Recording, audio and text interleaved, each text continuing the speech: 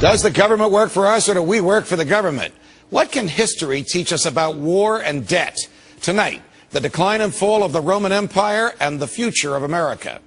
The Roman Empire began as a kingdom in 753 BC, and by 500 BC it had a representative form of government. A few hundred years later came Julius Caesar, a Roman general, who bucked the Roman Senate and started a civil war that ended up with him as the emperor. By the 2nd century AD, the Roman Empire encircled the entire Mediterranean and went all the way up to Britain. Also by the 2nd century AD, the output from Roman silver mines had peaked.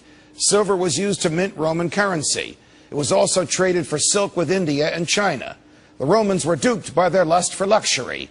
While silk was perceived as a luxury good by the Roman elites who imported it, it was worth much less than the silver that they exchanged for it.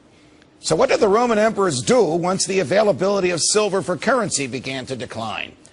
They debased their currency. They minted coins with less silver in the coins than the face value of the coins indicated. The Roman government literally stole money from the populace by literally taking the value out of each coin. They couldn't borrow money from China to fund their wars in France, so they operated under the fiction of a debased currency instead. This didn't last very long, and eventually it became evident, it became well known that Roman currency was being debased, and its value sunk like a rock in a pond.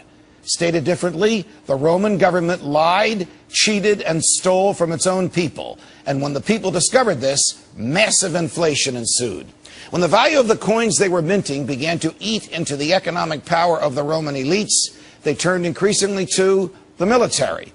You see, the Romans had this crazy idea that they could become rich by fighting wars. They actually thought that by taxing people and using the taxes to buy military hardware and using the hardware to conquer foreigners and instilling Roman culture in those foreigners, they, the Romans, would somehow be prosperous.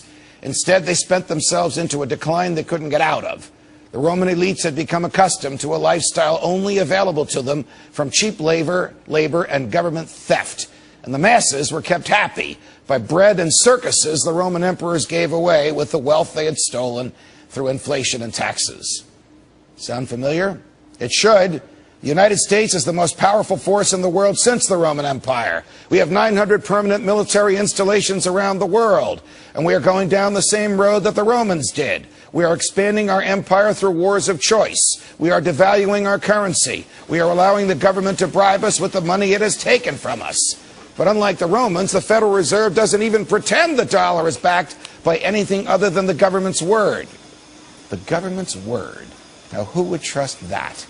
And yet, that doesn't curb the Federal Reserve's ability to debase the currency by printing trillions of dollars of it. What's more, the U.S. government devalues our currency at a rate the most ambitious of Roman emperors could never imagine, because the federal government can also borrow against its future.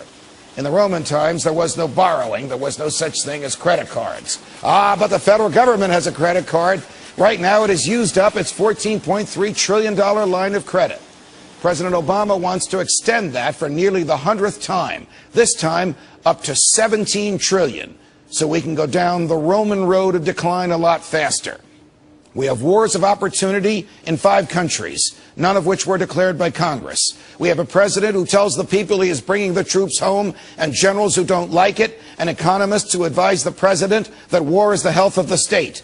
And we have a president who, even as I speak, is dining at the most expensive restaurant in New York City with folks who are paying $38,000 a plate to be with him, whom he once called fat cats, while 1 in 7 Americans is on food stamps and 1 in 10 adults is out of work.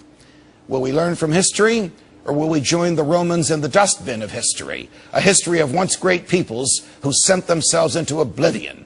Want to spend into oblivion like the Romans? Just raise the debt ceiling and keep the borrowing up. Want to stop the madness? Just say no to more debt. It's up to us. It's up to you.